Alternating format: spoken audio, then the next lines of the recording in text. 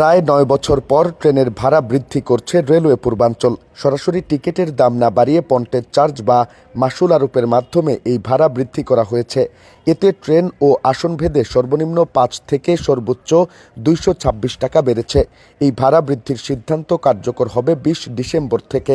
Railway সূত্র জানায়, গত ২৫ নভেম্বর রেলের উপপরিচালক শাহ আলম স্বাক্ষরিত এক চিঠিতে নতুন ভাড়া ২০ ডিসেম্বর থেকে কার্যকর করার বিষয়ে প্রয়োজনীয় ব্যবস্থা নিতে বলা হয়েছে। পূর্বাঞ্চলের প্রধান বাণিজ্যিক কর্মকর্তাকে এই চিঠি দেওয়া হয়।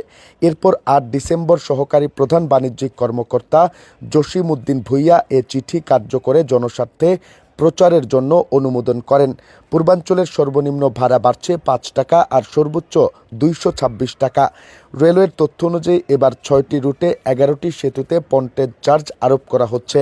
এগুলো হলো ঢাকা চট্টগ্রাম, ঢাকা কক্সবাজার, ঢাকা সিলেট, চট্টগ্রাম সিলেট, চট্টগ্রাম জামালপুর ও ঢাকা দেওয়ানগঞ্জ। ঢাকা সিলেট রুটে মেইল ট্রেনের ভাড়া ১২৫ থেকে বেড়ে ১৪০ টাকা হয়েছে। কমিউটার ট্রেনের ভাড়া ১৬০ থেকে ১৭০ টাকা করা হয়েছে। সুবন চেয়ারের ভাড়া ৩৫ টাকা বাড়িয়ে ৪১০ টাকা নির্ধারণ করা হয়। স্নিগ্ধা আসনের ভাড়া বর্তমানে ৭১৯ টাকা হলেও নতুন ভাড়া হবে ৭৮৮ টাকা। এসি সিটের ভাড়া ৮৬৩ টাকার জায়গায় এখন হবে ৯৪৩ টাকা।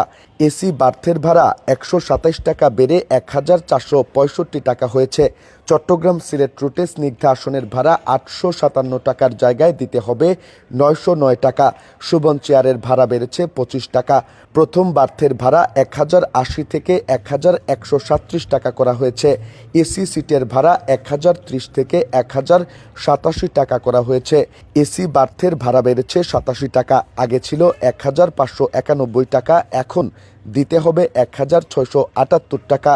রেলওয়ের পূর্বাঞ্চলের প্রধান বাণিজ্যিক কর্মকর্তা মাহবুবুর রহমান বলেন, সরকারি সিদ্ধান্ত অনুযায়ী পন্টেজ চার্জ আরোপের মাধ্যমে এই ভাড়া বাড়ানো হয়েছে। তবে সব রুটে ভাড়া বাড়ছে না, কিছু রুটে ভাড়া বাড়ছে।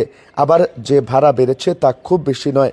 এই ভাড়া বৃদ্ধি করা হয়েছে মূলত পুরনো যেসব সেতু আছে সেগুলোর রক্ষণাবেক্ষণ ব্যয়ের জন্য।